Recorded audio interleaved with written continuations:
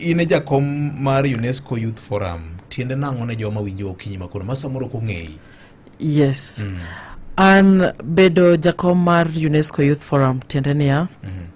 UNESCO en organization mar UN, en UN agency madil gi gige education, science kod culture en kitembewa gikitwa. Koro kaka in everything nitie youth inclusion, nitie kaka ikelo youth mondo opus this weche mag gik magitimogi.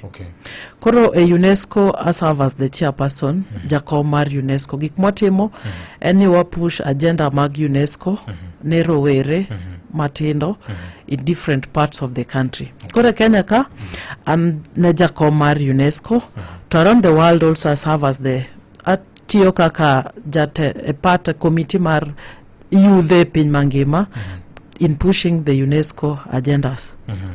Koro mane gima timo. Yes. What be in gi kofia ma opong manade ne yawa. Hero kama na enya. Sizel imbe inyalo ngiswa nondi kaka founder mar Africa Retold ni. En hiya ngomo timo. Okay, so for Africa Retold en migao mawatemo tiyo godo mondo wakony the young people ng'eyo kendo bedo gi nyadhi ei Africa, bedo ja Africa, you know. Nikech many a times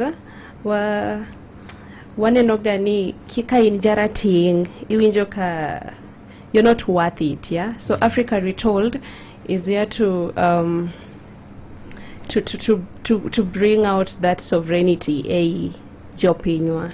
Yeah. Yangruok ni anaja Africa. Yangruok ni yes, maan magie kitwa to I'm very proud bedo ja Africa. Yeah, koro watimo civic engagement, digital civic engagement, manopuonjruok mtandao. Wan gi YouTube channel to kendo wadhi skunde mopogore kaka last month ne wan KCA University where wakelo on board leadership coaches kendo gipuonjo rowerni bedo leaders motegno. Exactly. Yeah. Apart from bedo founder mar Africa Retold, atiyo bende gi migao milongo ni Artistic Bliss to gi Kajwang Foundation. So watemo konyo jopinya and pushing forward the SDGs. Yeah, kaka education, eradicating poverty, nikech wange maber ni nitie goals manager piny te obedo piny mo owinjore ni magi goals moningo watim before 2030. So wan kaka rowerni watemo konyo mondo waneni wachopo kendo watimo gigo kapok 2030 ochopo. Yes.